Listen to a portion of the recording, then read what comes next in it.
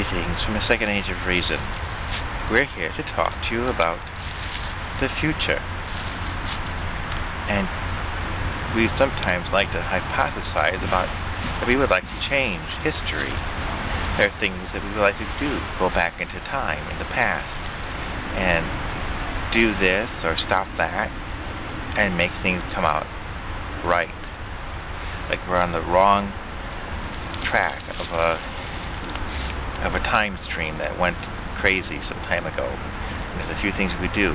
We could just go back 10 years, 50 years, 140 years, something like that. But it's not so easy. The thing to bear in mind is that we are now in the past.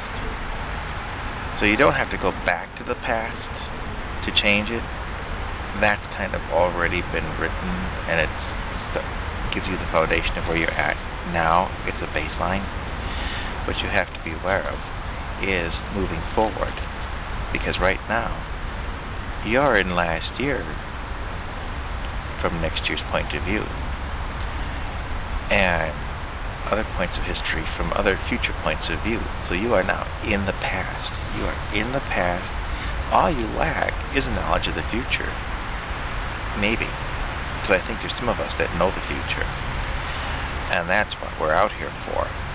To change certain things now. It's like a divergence that you start at the same point and a little change spreads and spreads and spreads like ripples in the pond and gets bigger and bigger, and the changes become quite large over time. And the same is true for people. A lot of us could be making ripples in the pond that spread out wide and do a convergence or a divergence. And that's our goal. Okay. So do you know the future, and how do you want to change it? Well, you start now, and you do little things that start at this point moving forward. Okay, so my knowledge of the future is tinged by what some people call a holy book that tells me that the future is going to be controlled by one single point, by something called a beast. And the system that is described is that no one can buy or sell without the mark of the beast. That to me sounds mysteriously like a cashless society. Because if you can't buy or sell, that implies that there's no cash other than what this mark is involved. So, that is something to worry about.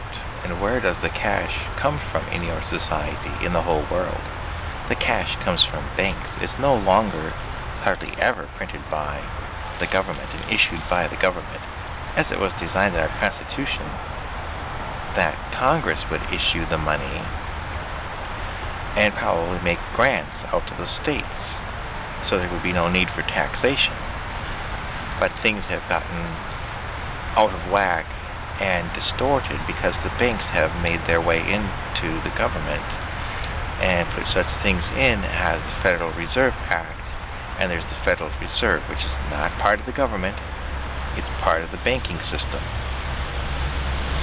And thanks to that, and the IMF, and the ECB, and the Bank of London, and all the rest, they're all connected. It is the world empire. It is civilization now as we know it. The governments are just there for window dressing, are there for tourism, are there so that people can vent to their politicians, who are pretty much meaningless puppets at this point.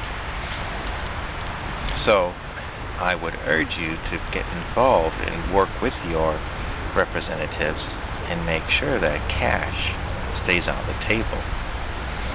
And make sure that things do not get too much with privatized money, because then the banks will take over. I think they already have. But we have to pull away from that if we can. So that's my advice to you. If you want to avoid the one world dictator government, the way they will control everything is through the banks, through finance. They will make you use their system and do what they say, or you will not exist monetarily. You will not have an account. You will not have money in the account. You will not be able to buy, sell, trade, or anything, because you will not have an account with whatever it is they need to make that work in their cashless money society.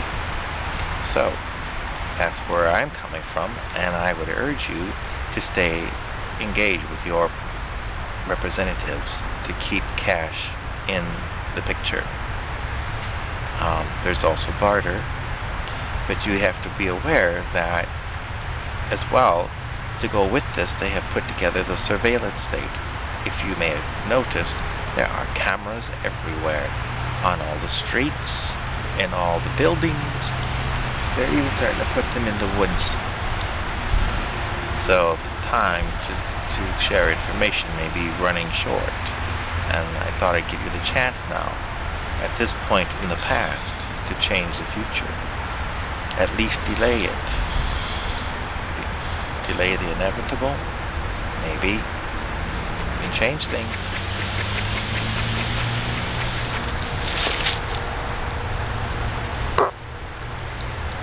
Squirrel? The squirrel is arguing with me. Anyway, that's all I have to say for today, and until later, we'll be seeing you.